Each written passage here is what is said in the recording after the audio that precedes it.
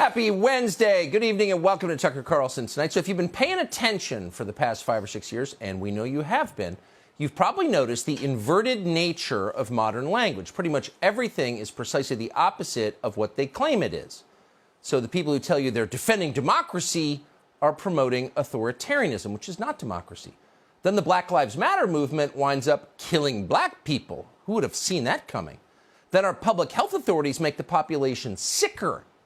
And this is our new favorite, the so-called World Economic Forum seems to exist to destroy national economies. Not an overstatement. It was the WEF, keep in mind, that told the government of Sri Lanka to give up modern fertilizer. Oh, good plan, guys. Go ahead and try it. Result? The country collapsed and people starved. Then it was the WEF that promoted Sam Bankman-Fried's historic Ponzi, the biggest financial fraud in history. Apparently the savants at the World Economic Forum just couldn't tell that this twitchy, pill-popping kid in cargo shorts, who literally played video games during interviews, was an utterly transparent scammer. They had no idea. They thought he was a genius, just like them. And of course, it was the WEF that predicted the COVID lockdowns would, quote, quietly improve cities, not turn them into ominous hellscapes of unemployment, drug addiction, and crime. It seemed like a good plan at the time. Hey, I've got an idea. Let's prevent people from working. That'll make them rich. It'll quietly improve life for everyone. That's the World Economic Forum for you.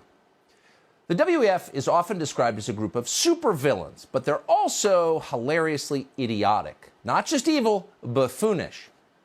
And by the way, they know it. They're smart enough to be embarrassed anyway.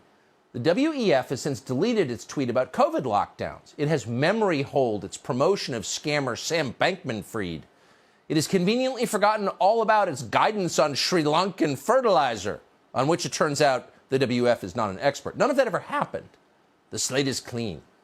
So we're ready for yet another World Economic Forum annual meeting in Davos, Switzerland, which is underway right now. The event kicked off this week with 84-year-old Klaus Schwab, he's the founder of the WEF, promising to, quote, master the future. We couldn't meet at a more challenging time. We are confronted with so many crises simultaneously. What does it need to master the future? I think to have a platform where all stakeholders of global society are engaged. We must master the future. Master the future. So mastering the future is now the top item on the to-do list at the World Economic Forum this year. That's the first clue. These people are not living the same life you are. By the end of this week, you hope to find some time to get an oil change or maybe pick up some dandruff shampoo at Rite Aid. At the World Economic Forum, they plan to master the future. That's the kind of people they are. How are they going to do it, by the way? Well, they're going to do it with John Kerry, who, despite physical appearances, is still alive. Kerry will be 80 years old this year, so it goes without saying that if he's going to master the future, he'd better hurry. Thankfully, he's got a plan. Watch. It's pretty extraordinary that we, select group of human beings, because of whatever touched us at some point in our lives, are able to sit in a room and come together and actually talk about saving the planet. I mean, it's so almost extraterrestrial to think about, quote, saving the planet. And if you said that to most people, they think you're just a crazy tree-hugging, lefty, liberal, do-gooder, whatever, and there's no relationship. But really, that's where we are. So, most people don't understand, but we are a select group of human beings, John Kerry tells the attendees of the World Economic Forum, who honestly did not need to be reminded of that. People may say we're crazy, tree-hugging, liberal do-gooders, but we know the truth, which is that actually we're soulless, greed-head money worshippers who'd sell our own children to China for a big enough tax credit. Shout out to you, Larry Fink, in the third row. Catch you at the sushi bar. That was John Kerry's message at the World Economic Forum, which is also effectively the WEF's credo. But then John Kerry went further. What we're doing today, he said, in saving the planet is almost, quote, extraterrestrial. In other words, if you ever suspected these people are freaking aliens, it turns out you're right. They are. And as if to prove it, Al Gore himself showed up. At 74 years old, Al Gore is as awkward, synthetic, and weird as he has ever been since 8th grade to now. Though at this point, he's much, much richer thanks to Google stock. Ever notice how the richer people get, the more they seem like Bill Gates? It's not your imagination. Al Gore single-handedly proves that theory. Here he was today. Look at the xenophobia and political authoritarian trends that have come from just a few million refugees. What about a billion? We would lose our capacity for self-governance on this world. We have to act. Always angry, always shouting. Fatter but still grumpy. They're climate refugees now. They're climate refugees, millions of them. They're not economic migrants fleeing the squalor of Tegucigalpa for the generous social services of El Paso. No, they're not. They're climate refugees who have no choice but to risk their lives with coyotes because you drive a full-size Silverado. Illegal immigration is your fault, Middle America. It's not our fault. We got nothing to do with it. We just run the world.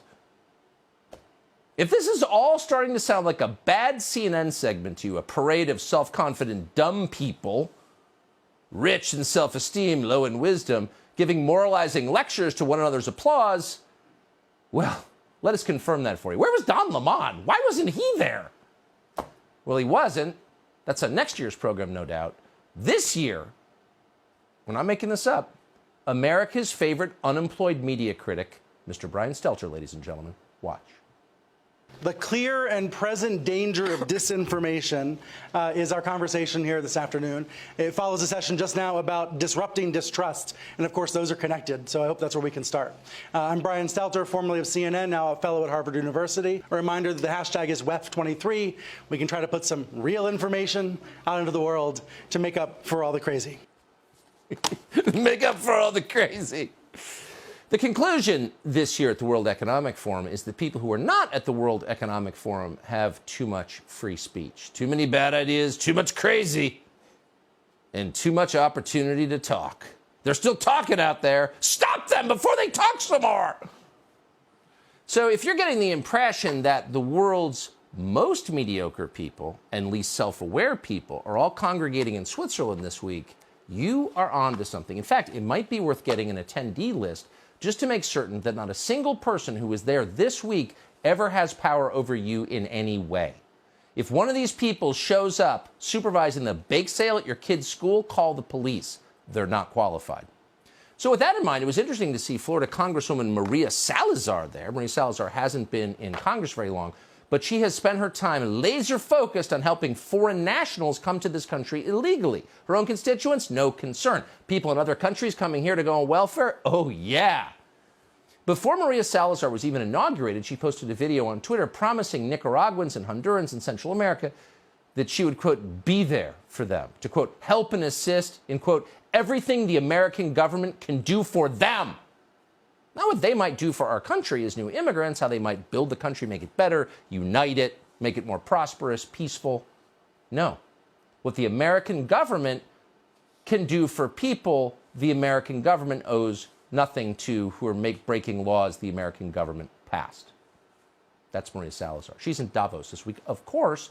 And during her time in Davos, it goes without saying, she demanded amnesty for tens of millions of foreign nationals living in our country illegally. Watch. We need to also give dignity to those people who are in the country. And those are the people that I represent. We're talking about 13, 15 million people who are, most of them Hispanics, I would say 85%, who speak my language, look like me, and sound like me, that are contributing with the economy of this country, and they live in the shadows. So it's time to seal the border, like she said, put order, let's see who comes in and who doesn't, and then turn around and give dignity. That doesn't mean path to citizenship. That means to include them and make them dignified members of our community. Millions of people who look like me. Don't you love it when white people pretend that the people streaming across our border look like me? Sorry, Maria Salazar, you are whiter than I am. So knock it off. It's false. And by the way, you don't represent foreign nationals in the United States here legally. You represent Americans because you're a representative of the American government. Donald Trump went to the Economic Forum in Davos some years ago, and made it really clear that he represents, as the American president, Americans, not people from foreign countries living in the United States illegally. Now, a person who claims to be in his party is making exactly the opposite claim. Maria Salazar has been on this show before. We'd love to have her on again. That offer remains open always. Subscribe to the Fox News YouTube channel to catch our nightly opens, stories that are changing the world and changing your life. From Tucker Carlson Tonight.